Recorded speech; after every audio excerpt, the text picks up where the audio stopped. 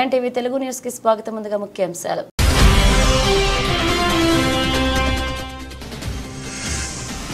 Division పరిధిలో కూడా బాధ్యత కలిగిన వ్యక్తి పర్యవేక్షణ తప్పనిసరి.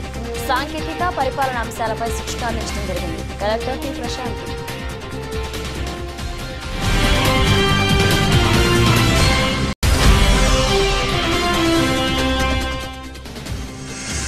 వ్యక్తుల సాంస్కృతిక నేపథ్యంలో పర్యాటక రంగం అభివృద్ధి సాధ్యం. రాష్ట్ర దేశ ఆర్థిక మూలాల బలోపేతంలో పర్యాటక పాత్ర కీలకం. కలెక్టర్ ప్రశాంత్.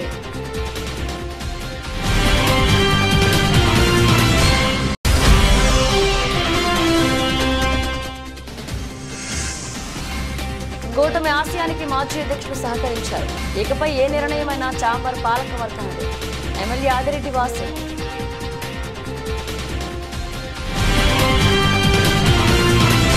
జలవనరులు డ్రైనేజీ విభాగాలకు సంబంధించి ఆపరేషన్ నిర్వహణ TR-27 వివిధ గ్రాంట్ల ద్వారా మంజూరైన పనులు త్వరితగిన పూర్తి చేసి ఆయా వసతులను అందుబాటులోకి తేవాలని ఆయా శాఖల ఇంజనీర్లను జిల్లా కలెక్టర్ ఆర్ మహేష్ కుమార్ ఆదేశించారు. శనివారం స్థానిక అంబేద్కర్ కోనసీమ కలెక్టరేట్లోని జిల్లా కలెక్టర్ ఛాంబర్ నందు డ్రైనేజీ జలవనరుల శాఖ గోదావరి హెడ్ వర్క్స్ ఇంజనీర్లతో సమావేశం నిర్వహించి ఇటీవలే మంజూరైన ఆపరేషన్ నిర్వహణకు సంబంధించి అత్యవసర శాశ్వత పనుల పురోగతిపై జిల్లా కలెక్టర్ అధ్యక్షతన సమీక్షించారు. ఈ సందర్భంగా జిల్లా కలెక్టర్ మాట్లాడుతూ అత్యవసర పనులను మరింత వేగవంతం చేస్తూ పూర్తి చేయాలని ఆదేశించారు. TR-27 ఆపరేషన్ నిర్వహణ నదీ ఏటిగట్టు పటిష్టతకు అలాగే నదీ పరివాహక ప్రాంత అభివృద్ధి నిధులను సక్రమంగా వినియోగిస్తూ ఆయా వస్తువులను శాశ్వత ప్రతిపాదన కల్పించాలని ఆదేశించారు. ఈ కార్యక్రమంలో జిల్లా రెవెన్యూ అధికారి ఎం వెంకటేశ్వర్లు, జలవనరుల శాఖ కాలువల నిర్వహణ EAB Srinivasarao, Razole Godavari head works DEG Srinivasarao, drainage విభాగ DE నాగేంద్ర, ఏఈలు ఆనంద్ కుమార్, నాగేంద్ర, రెహమాన్ పాల్గొన్నారు. V9 లైవ్ టీవీ న్యూస్ కి స్వాగతం. అక్టోబర్ 1వ తేదీన మంగళవారం వికాసవార ఆధ్వర్యంలో జాబ్ మేళా నిర్వహిస్తున్నట్లుగా జిల్లా కలెక్టర్ రావిరాల మహేష్ కుమార్ శనివారం ఒక ప్రకటనలో పేర్కొన్నారు. అక్టోబర్ నెల 1వ తేదీన మంగళవారం స్థానిక అంబేద్కర్ కోనసీమ జిల్లా కలెక్టర్ నందు వికాస సంస్థ జిల్లా కార్యాలయం నందు జాబ్ మేళా నిర్వహించనున్నట్లుగా తెలిపారు. జిల్లాలోని నిరుద్యోగ యువత ఈ అవకాశాన్ని సద్వినియోగం చేసుకోవాలని కోరారు. ఈ కార్యక్రమంలో వికాస జిల్లా మేనేజర్ గొల్లా రమేష్ కంపెనీల వివరాలను వెల్లడించారు. ఇండో MIM రేణిగుంట తిరుపతి ఎందు టెక్నీషియన్గా SSC ఇంటర్ ITI పాస్ అయిన 18 నుండి 30 సంవత్సరాల వయసు మరియు గూగుల్ పే నందు ఫీల్డ్ సేల్స్ ఎగ్జిక్యూటివ్గా 22 నుండి 45 సంవత్సరాలు SSC నుండి ఏదైనా డిగ్రీ వారికి డాక్టర్ బిఆర్ అంబేద్కర్ కోనసీమ జిల్లాలో పనిచేయటకు వికాస జిల్లా సంస్థ జిల్లా కార్యాలయం నందు ఇంటర్వ్యూలు జరుగుతున్నాయని ఆయన స్పష్టం చేశారు.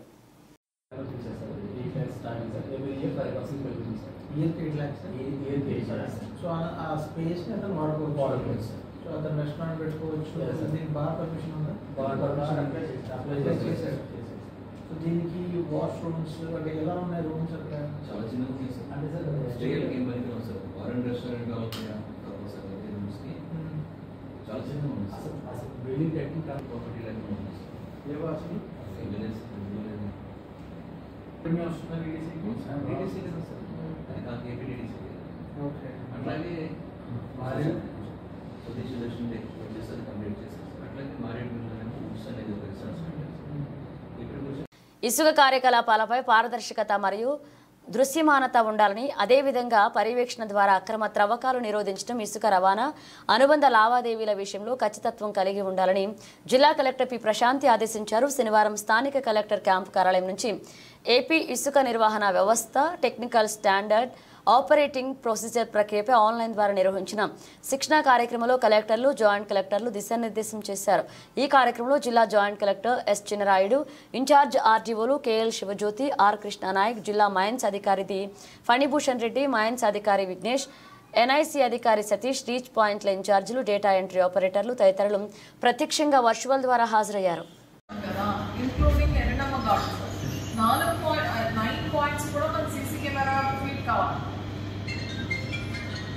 ఓకే మేడం, వాళ్ళతో మాట్లాడేది తీసుకుంటాను మేడం. తీసుకుని అప్డేట్ చేస్తాను.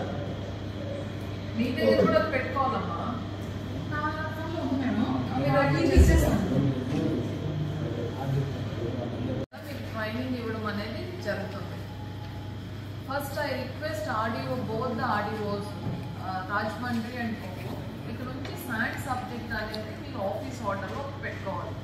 ఈవెన్ కలెక్టరేట్లో ఒక శాండ్కి సంబంధించి ఒక కమాండ్ కంట్రోల్ రూమ్ నడుస్తుంది, దానికి ఇన్ఛార్జ్గా ఒక డీటీ ఉన్నారు. అలానే ల్యాండ్ సబ్జెక్ట్ ఎవరైతే చూస్తున్నారో is taking care of the sand. So now onwards RDO దగ్గర కూడా శాండ్ సబ్జెక్ట్ చాలా క్లియర్గా మీరు మీ ఆఫీస్ ఆర్డర్లో మీరు పెట్టుకోవాలి. To allot the competent person, ఎవరిలో ఒకరిని ఇవ్వడం కాదు. What ever the sand related correspondence district లెవెల్లో జరుగుతుందో దానికి సంబంధించిన కాపీస్ అన్నీ కూడా మీ దగ్గర ఉండాలి. అది copies and GOs. That is our first మనం స్టార్ట్ చేస్తున్నాం కాబట్టి ఇప్పుడు చేసుకున్న ఓన్లీ 9 points. తర్వాత మనకి ఓపెన్ రీచెస్ వస్తాయి, తర్వాత డీసిల్టేషన్ విత్ సెమీ మెకనైజ్డ్ వస్తాయి, డీసిల్టేషన్ బియాండ్ ద ఆఫ్షోర్ కూడా వస్తుంది.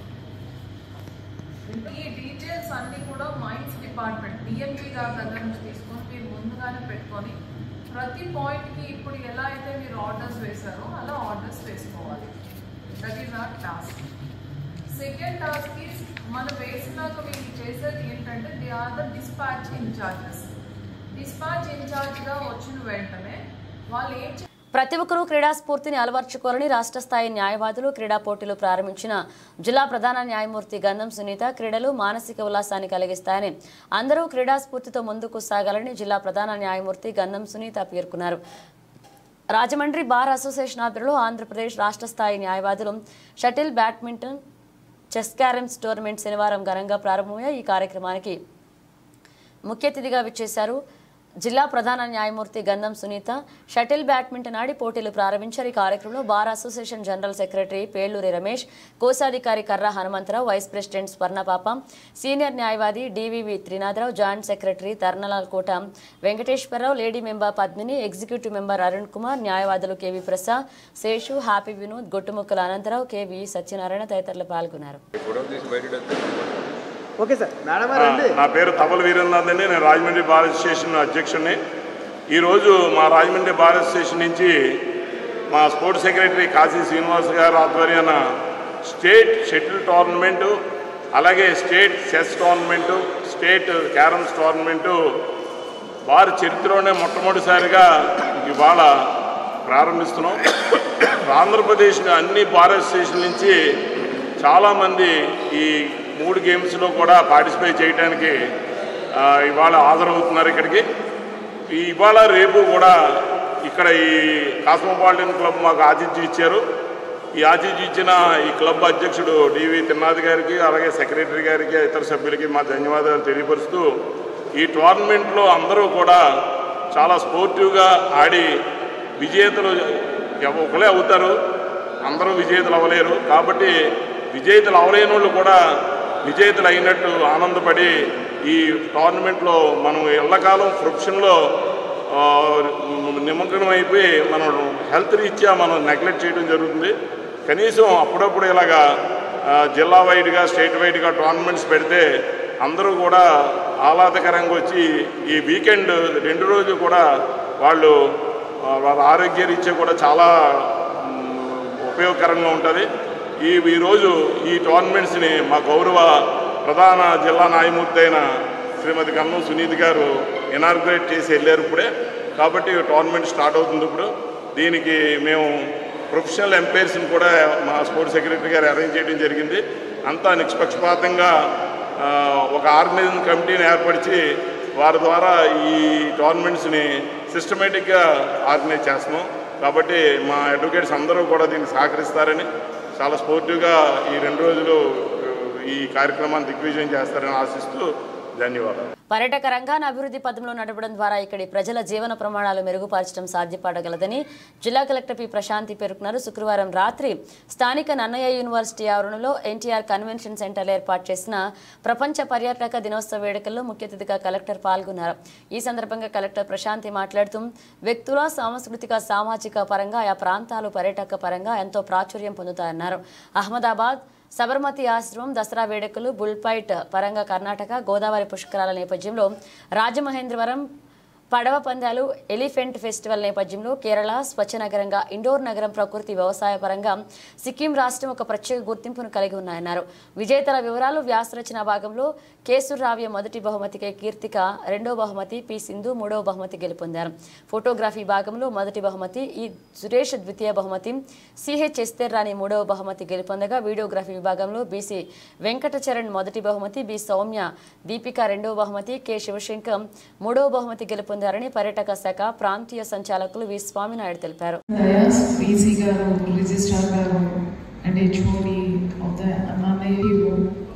అలానే ఇక్కడికి వచ్చేసిన స్టూడెంట్స్ అందరికీ కూడా వెరీ గుడ్ ఈవినింగ్.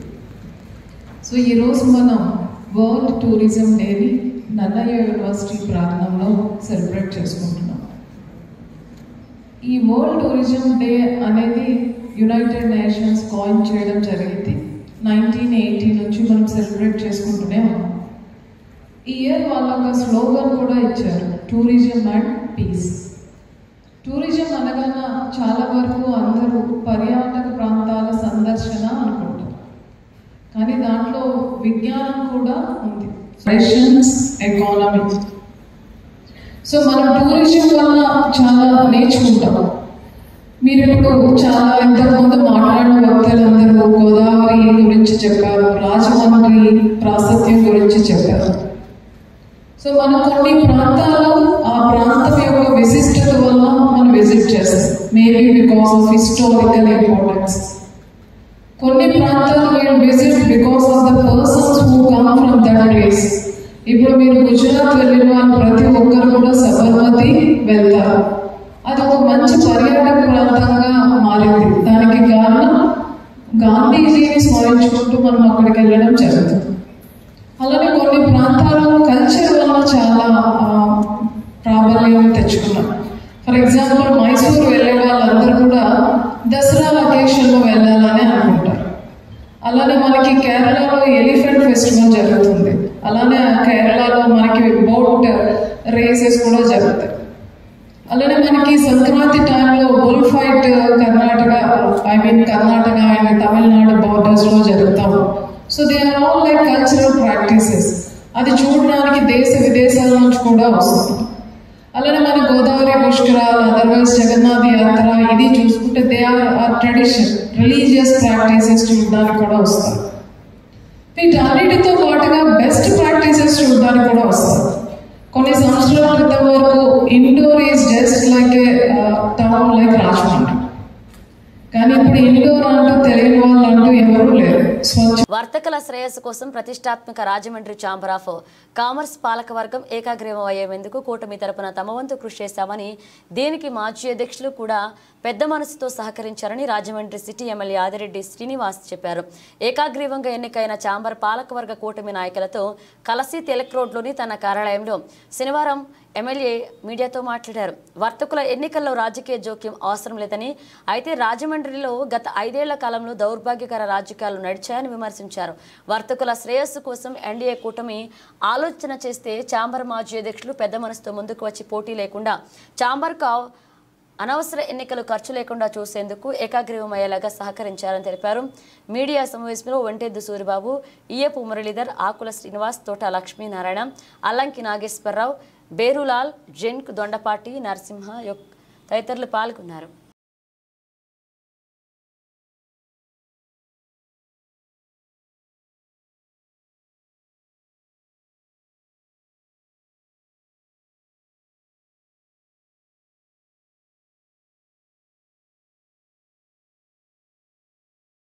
దానికి ఒక ప్రతిష్ట, విశిష్ట రెండు కూడా ఉన్నాయి. దాని యొక్క ప్రాముఖ్యత నిన్న చంద్రబాబు నాయుడు గారి దగ్గరికి వెళ్ళి చెప్తా ఉంటే, చాలా ప్రెస్టీజియస్ ఆర్గనైజేషన్ కదా అని ఆయన అడిగారు మమ్మల్ని. ముఖ్యమంత్రి గారి దృష్టిలో కూడా ఛాంబర్ అన్నది చాలా ప్రతిష్టాత్మకమైన సంస్థ. ఇక్కడి నుంచి రాజకీయంగా అనేక మంది ఉన్నతమైన స్థానాలకు వెళ్ళిన దాఖలాలు ఉన్నాయి. దీన్నే వేదిక కింద వర్తకుల శ్రేయస్ కోసం రాష్ట్ర ఉద్యమాలకు కూడా ఈ ఛాంబర్ అన్నది ఒక వేదిక కింద ఉండడం కూడా జరిగింది. మరి అలాంటి ఒక ఛాంబర్లో రాజకీయ పరంగా ఏ విధమైన అంశాలని తీసుకురాకుండా ఈ ఎన్నికని సజావుగా ఎన్డీఏ కూటమి మరియు మాజీ అధ్యక్షులందరి యొక్క సహకారంతో ముందుకు తీసుకెళ్తే ఇది ఒక శుభ పరిణామం అవుతుంది. రాజకీయాలు కూడా ఒక ఉన్నతంగా చేయగలుగుతాం. 5 సంవత్సరాలు దౌర్భాగ్యం అయిపోయింది ఈ నగరం వరకు అని చెప్పడం, మాజీ అధ్యక్షులు అందరూ కూడా సహకరించారు, ముందుకు వచ్చారు, వాళ్ళ తాలూకు ఆలోచనలు తెలియచేశారు. ఎన్డీఏ కూటమిగా మా తాలూకు ఆలోచనలు, జనసేన, బీజేపీ, టీడీపీగా మా ఆలోచనలు తెలియచేసాం. అందరి ఆలోచన ఒకటే, వర్తకులు ఒక శ్రేయస్సు, వ్యాపారస్తులు ఒక శ్రేయస్సు. ఆ ఆలోచనతోటి మరి చాలా చోట్ల అధ్యక్షుల నుంచి ప్రతి స్థానానికి పోటీ అనేది ఉంది. ఉన్నప్పుడు పెద్దలందరూ కూడా ముందుకొచ్చి మనం పోటీ పడి ఎన్నికలకి వెళ్ళి ఛాంబర్కి మళ్ళా అనవసరమైన ఖర్చులు ఇవన్నీ చేయడం అనవసరం అని ఎవరికాలు చాలా హుందాగా ఈ అవకాశం మీరు తీసుకోండి. ఎన్డీఏ కూటమిగా మీరు కొన్ని స్థానాలు తీసుకోండి. ఎందుకంటే ఇప్పుడు వర్తకులకు ఏదైనా జీఎస్టీ సమస్య కానీ, లా అండ్ ఆర్డర్ సమస్యలు కానీ, ఫైర్ సమస్య కానీ, ఇలాగ అనేకమైన సమస్యలు ఉంటాయి. వ్యాపారాలనగా సమస్యలు లేకుండా ఉండవు. ఉన్నప్పుడు ఆ సమస్యలు ఎన్డీఏ కూటమిగా మీరు అందరూ కూడా తీర్చే బాధ్యత తీసుకోండి. మాజీ Rajahmundry TDP senior MLA politburo member Gorantla Butchaiah Chowdary మాట్లాడుతూ ప్రతి మతానికి కొన్ని ఆచారాలు ఉంటాయి. చర్చి ప్రార్థనా సమయంలో రణగుణ ధ్వనులు చేయకూడదు. నమాజు వినిపిస్తే ఎక్కడి వారు అక్కడే నిలిచిపోవాలి. జగన్ హిందువులకే కాదు అన్ని మతాలకు వ్యతిరేకం. బాబాయ్ హత్య కేసుల నుంచి బయటపడేందుకు తిరుమలను జగన్ వేదికగా వాడుకున్నారన్నారు. తిరుమల దర్శనాలతో న్యాయమూర్తులను ప్రభావితం చేశారని, విశాఖలో పూజలు చేసి హిందువులా జగన్ నటించారన్నారు. రాజమండ్రిలో గోదావరి నిత్యహారతిని ఆపేశారని, వైసీపీ వాళ్ళు ఇష్టం వచ్చినట్లుగా మాట్లాడితే వారి నూరులను కట్టేస్తాం. లడ్డూ కల్తీపై అవసరమైతే సిపిఐ విచారణ జరుగుతుందన్నారు. అందరికీ నమస్కారం. మతం అనేది ఒక విశ్వాసం, నమ్మకం. ప్రతి మతానికి కొన్ని విశ్వాసాలు, నమ్మకాలు, ఆచారాలు అన్నీ ఉంటాయి. దాని ప్రకారమే భక్తులు నడుస్తారు. చర్చికి వెళ్తే చర్చి ఆచారాల ప్రకారమే మనం నడుస్తాం. ప్రేయర్ మధ్యలో జోక్యం చేసుకోవటం కానీ, లేక విరుద్ధంగా సౌండ్స్ చేయటం కానీ చేయం. అలాగే మసీదుకి వెళ్ళినప్పుడు, నమాజ్ పఠిస్తున్నప్పుడు ఎక్కడ వాళ్ళం అక్కడ ఆగిపోతాం. మైకులు కూడా ఆపేస్తాం. అది గౌరవించడం, ఒక మతాన్ని ఒక మతం గౌరవించడం. అలాగే హిందూ ధర్మంలో ధర్మశాస్త్రాల ప్రకారం దేవాలయాలు నడుస్తాయి. దాని ప్రకారమే ఆగమ శాస్త్రాల ప్రకారం విగ్రహ ప్రదర్శనలు చేసినా, క్రతువులు చేసినా ఒక పద్ధతిగా నడుస్తాయి. వేల సంవత్సరాల ఆచారాలు అవి. భారతదేశంలో అత్యంత పురాతనమైన ప్రసిద్ధి చెందిన దేవాలయం తిరుపతి వెంకటేశ్వర దేవాలయం. ఎవరైనా ఇతర మతస్థులు సందర్శించవచ్చు, వెళ్ళకూడదని ఏమీ లేదు, ఎవరైనా వెళ్ళొచ్చు. కానీ వెళ్ళేటప్పుడు పరమతస్థులు డిక్లరేషన్ ఇవ్వటం, నేను పలానా మతానికి చెందినవాడిని అయినా కూడా నమ్మకంగా వెంకటేశ్వరుని దర్శించుకోవడానికి వచ్చామని డిక్లరేషన్ ఇస్తారు. మన ప్రియతమ మాజీ ముఖ్యమంత్రి గారు ఇవాళ హిందూ ధర్మాన్ని గురించి మాట్లాడుతున్నారు. ఇది భారతదేశమా అని ప్రశ్నిస్తూ ఉన్నారు. గుడికి వెళ్ళాలంటే డిక్లరేషన్ ఇవ్వాలని ప్రశ్నిస్తూ ఉన్నారు. నువ్వు క్రైస్తవం తీసుకున్నావు, అందరికీ తెలుసు. హిందూ ధర్మం ప్రకారం తిరుపతిలో బ్రహ్మోత్సవాలు జరిగితే నీ భార్యను తీసుకెళ్ళావా? భార్యాభర్త వెళ్ళటం రివాజు, తరతరాలుగా వస్తున్న ఆచారం అది. కృష్ణదేవరాయల దగ్గర నుంచి కూడా భార్యా సమేతంగా వెళ్ళి క్రతువులు చేసేవాడు. ఇవాళ నువ్వు పరమతస్థుడు అయ్యుండి డిక్లరేషన్ ఇవ్వాల. అదేమంటే నేను ముఖ్యమంత్రి, నా ఇష్టారాజ్యం అన్నావు. గుడిని అపవిత్రం చేశావు. హిందూ ధర్మాలను మంట గడుపుతూ అవినీతికి కేంద్ర బిందువుగా మార్చావు. నీ అవినీతి కేసుల నుంచి బయటపడటం కోసం ఎవరెవరినో తెచ్చి ప్రభావితం చేయని వాళ్ళంతా బోర్డులో టీటీడీ మెంబర్లుగా వేసుకున్నావు. ఢిల్లీ, బాంబే లాంటి కేంద్ర బిందువుగా ఉన్న సంస్థలను ప్రభావితం చేయడం కోసం బోర్డును వాడుకున్నావు. నీ బాబాయ్ హత్య కేసు గురించి బయటపడాలని, నీ ఈడీ కేసు నుంచి బయటపడటం కోసం తిరుపతిని ఒక వేదికగా వాడుకున్నావు. న్యాయమూర్తులను ప్రభావితం చేయడం కోసం ప్రయత్నం చేశావు. వివిధ సంస్థలను ప్రభావితం చేయడం కోసం దైవ దర్శనాన్ని ఒక కేంద్రంగా వాడుకున్నావు. నీకు నమ్మకం లేదు. ఇవాళ చెప్పావు నువ్వు వెంకటేశ్వర మీద నమ్మకం లేదని. ఇవాళ ఎందుకు ప్రయత్నం చేశావు? ఒక లడ్డు విషయమే కాదు, అనేక తప్పులు జరిగినాయి. వెంకటేశ్వర స్వామి ఆస్తులు కబ్జా చేశారు, మఠవాస్తులు కబ్జా చేశారు, నిధులను కైంకర్యం చేశారు. అక్కడ ప్రమాణాలు. నంద్యాల మున్సిపల్ కౌన్సిల్ సమావేశంలో వాడి ఫీజీగా చర్చ జరిగింది. ఇక 2 అంశాలు మినహా అన్ని అంశాలు ఆమోదం పొందాయి. మున్సిపల్ చైర్పర్సన్ మబున్నీసా అధ్యక్షతన మున్సిపల్ సర్వసభ్య సమావేశం జరిగింది. అజెండాలోని పలు అంశాలు ఆమోదంకు రాగా కొన్నింటిపైన తీవ్ర చర్చ జరిగింది. నంద్యాల నడి ఒడ్డున ప్రతాప్ థియేటర్ వద్ద జరుగుతున్న నిర్మాణాలకు సంబంధించి పలువురు వైసీపీ కౌన్సిల్ సభ్యులు ప్రశ్నలు సంధించారు. ఈ సందర్భంగా వైసీపీ సభ్యులు లేచి మాట్లాడుతూ సెంటర్లో మున్సిపల్ స్థలం ఆక్రమణ అవుతుంటే టౌన్ ప్లానింగ్ అధికారులు ఏం చేస్తున్నారు, కోట్ల ప్రాపర్టీని ఆక్రమించుకుంటుంటే ఏం చేస్తున్నారని వైసీపీ సభ్యులు అధికారులను ప్రశ్నించగా అందుకు స్పందించిన టీడీపీ సభ్యులు కండే శ్యామ్ సుందర్ లాల్ మాట్లాడుతూ రాజకీయ దురుద్దేశంతోనే వైసీపీ సభ్యులు ఈ అంశాన్ని ముందుకు తెస్తున్నారని ఆరోపించారు. 2017లో పాలకొమ్మ చెట్టు తీసేస్తే ఇప్పుడు కౌన్సిల్లో చర్చించడం సరైంది కాదన్నారు. తెలుగుదేశం నాయకుడని చెప్పి కక్ష సాధింపు చర్యలు మంచివి కాదు. వైసీపీ ప్రభుత్వంలో పన్నులు కట్టించుకున్నారు, అప్పుడు మీరేం చేశారని ప్రశ్నించారు. అడిగా ఇంతవరకు అది కాంట్రాక్టర్స్ అది ఓకే ఇందా, కాంట్రాక్టర్స్ ఉన్నారా, ఏమి ఇన్ఫర్మేషన్ లేదు అధ్యక్ష. కమిషనర్ గారు 31వ వార్డుకు సంబంధించి ఇప్పుడు మరి లాస్ట్ మీటింగ్ సంబంధించిన మినిట్స్ ప్రకారం అయితే 31వ వార్డు ఇష్యూస్ కూడా దీంట్లో ఏమి రికార్డు కాబట్లేవు. మరి గౌరవ సభ్యులు అడిగిన సమాచారం సార్ తీసుకుని మరి మన ఆల్రెడీ అడగడుతున్నారు.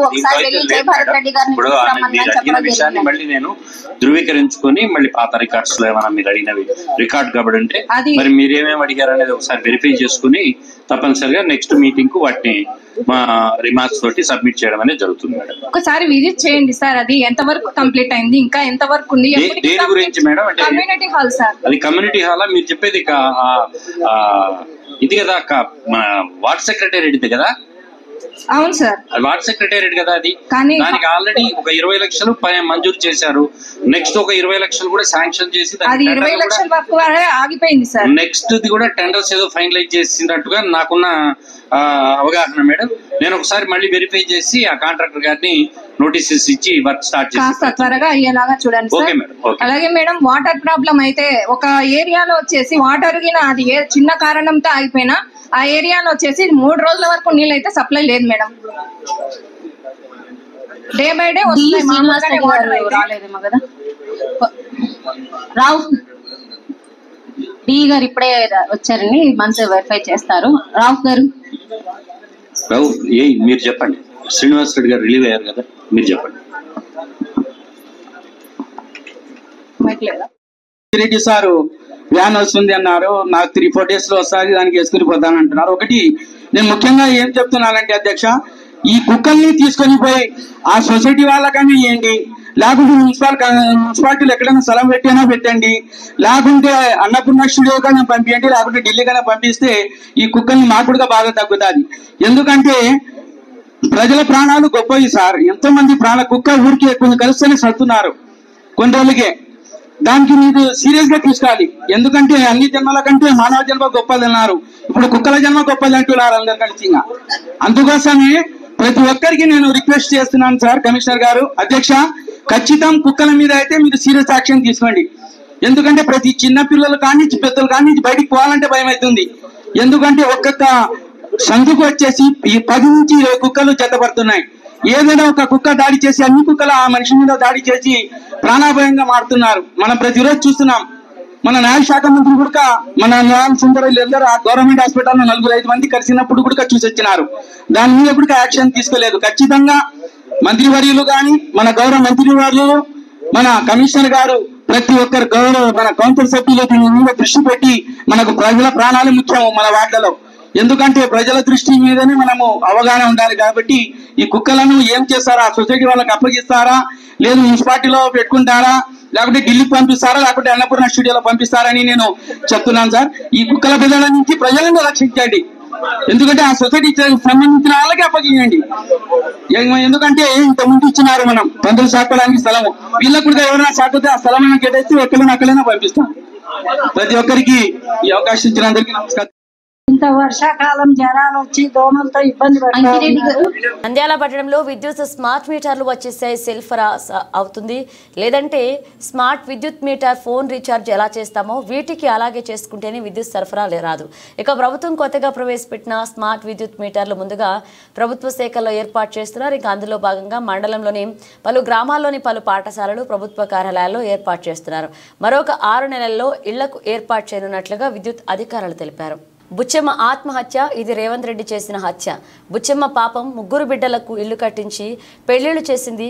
ఇక ఆ ఇల్లు కూడా కొడితే నా బిడ్డల భవిష్యత్ ఏమవుతుందని బాధతో ఆత్మహత్య చేసుకుంది. మొన్న కూడా ఒక ఆమె ఇల్లు కూలగొట్టేసరికి గుండెపోటుతో చనిపోయింది. ఇవన్నీ కూడా రేవంత్ రెడ్డి పిచ్చి నిర్ణయాల వల్ల జరుగుతున్నాయని హరీష్ రావు విమర్శించారు. తెలంగాణ భవన్ తలుపులు ఎప్పుడు తెరిచే ఉంటాయని, ఎప్పుడైనా రావచ్చు, మేము మీ వెంట ఉంటామంటూ కూడా హైడ్రా బాధితులకి హరీష్ రావు భరోసా కల్పించారు. సో అమ్మ పాపం 3 బిడ్డలకు ఇల్లు కట్టించిందంట, పెళ్ళిళ్ళు చేసింది. ఆ ఇల్లు కూలగొడితే నా బిడ్డల భవిష్యత్తు ఏమవుతుంది, అల్లుళ్ళు ఏమంటారు అనే బాధకు తట్టుకోలేక ఉరేసుకొని చనిపోయింది. ఇది బుచ్చమ్మ ఆత్మహత్య, ఇది రేవంత్ రెడ్డి ప్రభుత్వం చేసిన హత్య. ఇది అనాలోచిత తుగ్లక్ నిర్ణయాల వల్ల ఈ అమ్మ ఆత్మహత్య చేసుకోవాల్సి వచ్చింది. ఇంకొక చెల్లె కూడా గుండెపోటుతో చనిపోయింది. ఇల్లు కూలగొడితే అన్న వాళ్ళ ఇంటికి పోయి అక్కడ ఉండి గుండెపోటుతో ఒక అమ్మాయి చనిపోయినట్టుగా కూడా పేపర్లో చదివాం. ఇందాక ఒక అమ్మ మాట్లాడుతూ కూడా అంటుంది, ఎప్పుడు గుండె అయిపోతుందో, రాత్రి మళ్ళీ తెల్లారుతుందా లేదా, అసలు నిద్ర మేము లేస్తామా లేవమంత భయంతో బతుకుతున్నాం బిడ్డ అంటుంది అమ్మ. ఇదన్నీ కూడా ఒక పిచ్చి నిర్ణయాలు, అనాలోచితమైనటువంటి నిర్ణయాలు ఈ ప్రభుత్వం తీసుకుంటుంది. డెఫినెట్గా మేము మీతో ఉంటాం, భయపడొద్దు. మీరు ఫోన్ చేస్తే కూడా మేము వచ్చి మీకు అండగా తప్పకుండా నిలబడతాం. ఎట్టి పరిస్థితుల్లో మీకు ఇబ్బంది రాకుండా చూసుకుంటాం. మీరు ధైర్యాన్ని కోల్పోవద్దు. దయచేసి ఎవరు కూడా తొందరపడి ఎక్కువ టెన్షన్ తీసుకుంటే స్ట్రెస్కు లోనై ఇబ్బందులు జరుగుతాయి. మీరు ఎక్కువ టెన్షన్ కూడా తీసుకోవద్దు. We are all with you. ఇది మీ ఇల్లు అనుకోండి, మీ మీ మీ ఫ్యామిలీ అనుకోండి, ఎప్పుడైనా మా తలుపులు తెరిచే ఉంటాయి. Any time you can come here. Our legal cell will be there and మా టీం కూడా ఉంటుంది. తొందరలోనే మేము మీ అందరం కూడా మీ దగ్గరకు వచ్చి మీ ప్రాంతాన్ని అంతా కూడా చూసి ప్రభుత్వం దృష్టికి తీసుకువెళ్ళి ఈ బఫర్ జోన్లో ఉన్నటువంటి వాళ్ళను ఇబ్బంది పెట్టకుండా తప్పకుండా మా వంతు పూర్తి సహకారాన్ని మీకు అందిస్తాం. పులివెందుల ఎమ్మెల్యే కాదు, పులకేసి ఎమ్మెల్యే అనాలి. నిన్ను వైఎస్ జగన్ నీకు తిరుమల రావాలంటే ఇష్టం లేదు, స్వామి అంటే నాకు నమ్మకం అని సంతకం పెట్టకుండా కుంటి సాకులు చెప్పి తప్పించుకున్నారని విమర్శించారు ఆంధ్రప్రదేశ్ హోమ్ మినిస్టర్ వంగల్పూడి అనిత. గత వారం 10 రోజులుగా తిరుమల తిరుపతి దేవస్థానంకి సంబంధించి ప్రసాదాల తయారీలో వాడిన కల్తీ నెయ్యి గురించి లాస్ట్ వారం 10 రోజులుగా రాష్ట్రం మొత్తం ఒక రకమైన భయాందోళన ఒక ఎత్తైతే, వెంకటేశ్వర స్వామికి అపచారం జరిగింది అని ప్రతి గుళ్ళలోనికి కూడా వెళ్లి పూజలు చేసే పరిస్థితి కూడా మనందరం చూసాం. ఇవన్నీ ఒక పరంగా వెంకటేశ్వర స్వామి భక్తులుగా జరుగుతూ ఉంటే, ఒకవైపు నుంచి రాజకీయ దుర్బుద్ధితో దీన్ని కూడా రాజకీయం చేయాలి అని చెప్పి అతను హయాంలో జరిగిన తప్పుల్ని కప్పిపుచ్చుకోవడానికి చంద్రబాబు నాయుడు గారు గౌరవ ముఖ్యమంత్రి గారి మీద ఎదురుదాడి చేయడానికి సిద్ధపడి గౌరవ పులివెందుల ఎమ్మెల్యే గారు తీసుకుంటున్న నిర్ణయాలు చూస్తా ఉంటే నిజంగా ఎప్పుడో అతన్ని పులకేసి అనేవారు కానీ ఇప్పుడు నిజంగా పులకేసి ఏదో 2 or 4 పెట్టాలి మనం కూడా. ఎందుకు ఈ మాట చెప్తున్నానంటే, ఇదే జగన్మోహన్ రెడ్డి కల్తీ నెయ్యి వాడారు అని చెప్పి చంద్రబాబు నాయుడు గారు గౌరవ ముఖ్యమంత్రి గారు చెప్పిన తర్వాత బయటకు వచ్చి చంద్రబాబు నాయుడు గారి మీద ఎదురుదాడి చేయడం కూడా మనం చూసాం. తర్వాత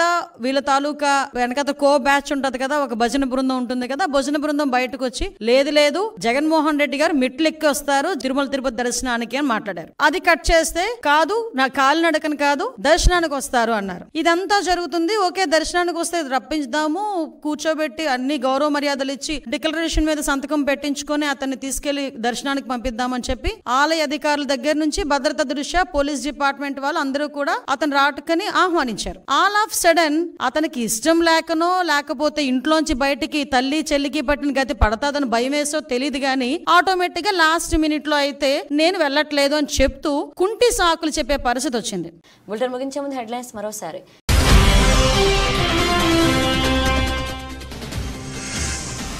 డివిజన్ పరిధిలో కూడా బాధ్యత కలిగిన వ్యక్తి పర్యవేక్షణ తప్పనిసరి. సాంకేతిక పరిపాలన అంశాలపై శిక్షణ అందించడం జరిగింది. Collector T Prashanth.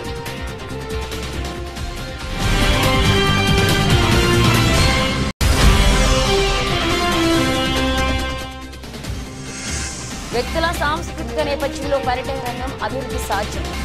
రాష్ట్ర దేశ ఆర్థిక మూలాల బలోపేతంలో పర్యాటక పాత్ర కీలకం. కలెక్టర్ ప్రశాంత్.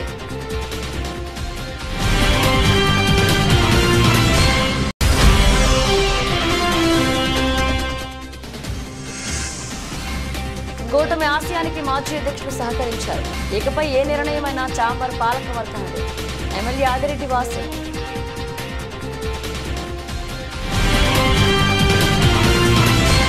ఇవి బులెటిన్ అప్డేట్స్. మన అప్డేట్స్తో మళ్ళీ కలుద్దాం.